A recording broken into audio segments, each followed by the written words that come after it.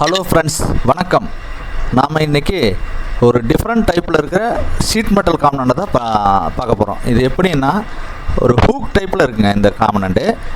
இந்த காம்பனண்ட்டில் 2-3 பியர்சிங்கு, பஞ்சிங் இதெல்லாம் இருக்குது, ஒரு 3 பெண்டிங் இருக்குது. இதெல்லாம் எப்படி படிப்படியாக பண்ணலாங்கிறத பார்க்கலாம் வாங்க. இது வந்து ஒரு 2mm ஷீட்டு திக்னஸில் ஒரு ஷீட் காம்பனண்ட்டு. வாங்க இது எப்படி பண்ணலாங்கிறத படிப்படியாக பார்க்கலாம்.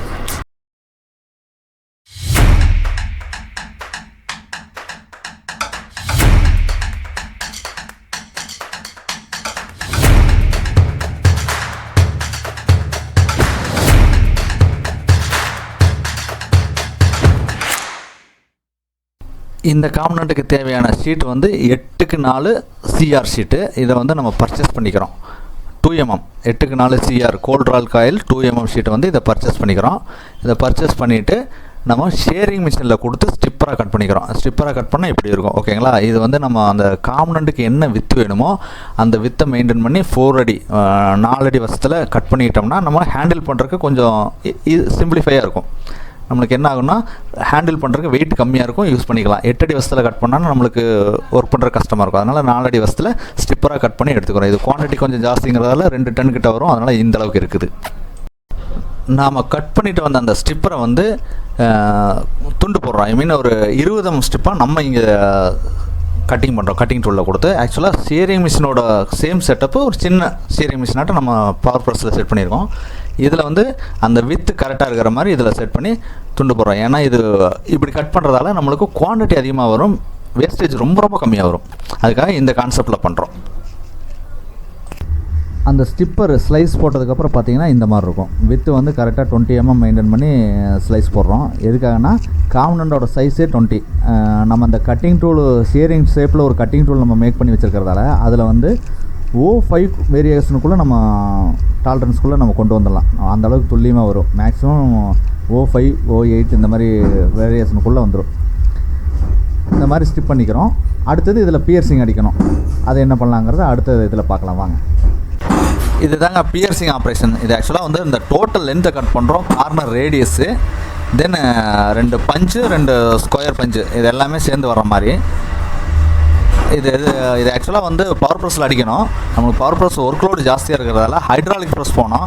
பட் ப்ரொடக்ஷன் ரொம்ப ஸ்லோவாகுது. பாருங்கள் எவ்வளோ ஸ்லோவாகுதுன்னு. இதுலேயே அடுத்தது பவர் ப்ரெஸ்ஸில் மாட்டி காமிக்கிறேன், அது எவ்வளோ ஸ்பீடாகுன்னு பாருங்கள்.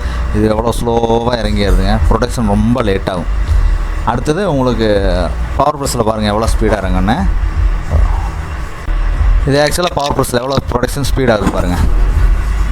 ஆனால் பட் இதில் ஒர்க் லோடு இருந்ததால் இது அந்த ஒர்க்கு முடிகிற வரைக்கும் நாங்கள் அதில் ஒர்க் பண்ணிகிட்டு இருந்தோம். ஏன்னா வேலையை நிறுத்த வேண்டாம் அப்படிங்கிறதுக்காக அதில் ஒர்க் பண்ணிகிட்டு இருந்தோம். இது வந்து அதை விட டபுள் மடங்கு ஸ்பீடாக இறங்கிடும். இதை ப்ரொடக்ஷன் ஆகும். பட் இதில் ஒர்க்கு இருந்ததால் அதில் பண்ணிகிட்டு இருந்தோம். இனி அடுத்தது ஃபஸ்ட்டு பெண்டிங், அது எப்படி பண்ணுறங்கிறத சொல்கிறவாங்க.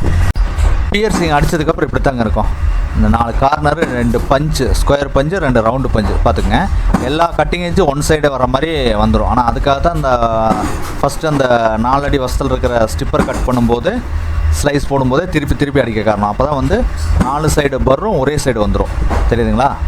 பாருங்கள், 4 சைடு கார்னர் ரேடியஸும் 2 பஞ்சு 2 ஸ்கொயர் பஞ்சு இதெல்லாம் ஒரே இதில் அந்த டூலில் வந்துருச்சு. 2வது போட்ட டூலில் ஃபஸ்ட்டு டூலில் அந்த கட்டிங். இது ஆக்சுவலாக ஃபஸ்ட்டு பெண்டிங்க. இந்த பெண்டிங் பார்த்தீங்கன்னா ஸ்டெப்பு மாதிரி வரும். ஒரு பெண்டு ஒரே இதில் அந்த 2 பெண்டு சேர்ந்து வர மாதிரி பண்ணியிருக்கோம்.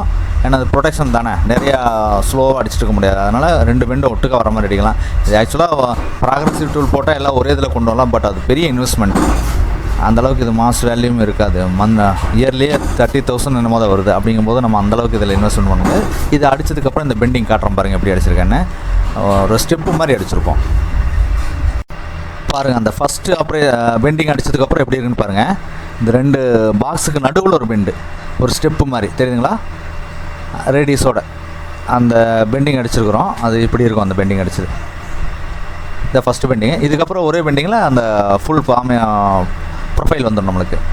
அவ்வளோதான். இது ஃபஸ்ட்டு பெண்டிங்கு. அதுக்கடுத்து செகண்டு ஒரு பெண்டிங்கில் ஃபுல் ஃபார்ம் வந்துடும். இது ஃபைனல் ஒர்க்குங்க. இது பெண்டிங் ஆப்ரேஷன் ஃபைனலு. இது ஒரே இதில் 2 பெண்டிங் சேர்ந்து வர மாதிரி ஒரு ஃபார்மிங் டூலு. இது பாருங்கள், இந்த மாதிரி அடிக்கிறோம். இதை அடித்தோம்னா இதோட ப்ராசஸ் முடியுது. இது எப்படின்னா மாதிரி ஃபார்ம் பண்ணிடும். அப்போ ஆல்ரெடி ஒரு 2 பெண்டு இருக்குது, இது 2 மொத்தம் 4 பெண்டு. 4 பெண்டு ஓவராலாக பார்க்கும்போது ஸ்கொயர் மாதிரி தெரியும். ஹூக் டைப்பில் தெரியும்.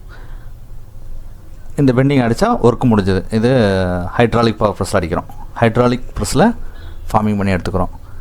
அவ்வளோதாங்க, இந்த ப்ராசஸ் முடிஞ்சது. பாருங்கள், ஃபார்மிங் பண்ணதுக்கப்புறம் இந்த மாதிரி இருக்கும். ஓகேங்களா, ஹூக் டைப்பில் இது ப்ராசஸ் முடிஞ்சது. இனி ரெடி ஃபார் ஃப்ளூ ஃபேச்சுவேஷன். இதை வந்து பிளேட்டிங் அனுப்புவாங்க, ஜிங்க் பிளேட்டிங்க்கு. இப்படி இருக்கும் இந்த மாதிரி. அவ்வளோதான், இந்த ப்ராசஸ் முடிஞ்சதுங்க. இது இனி டெலிவரிக்கு தான். இது ப்ரொடக்ஷனுங்கிறதால நிறையா பீஸ் இருக்குங்க. பாருங்கள், இது இந்த பேக்கில் பார்சல் பண்ணி வச்சுக்கிறது எல்லாமே இந்த பீஸ் தான். இது வந்து அப்படியே போய் ப்ளூ ஃபேச்சுவேஷனுக்கு போய் இனி கலர் பிளேட்டிங் போட்டு இதே பேக்கில் அவங்களுக்கு போகும். அங்கேருந்து பேக் பண்ணிக்குவாங்க. இந்த வீடியோ பார்த்ததுக்கு ரொம்ப நன்றி. Please subscribe this channel.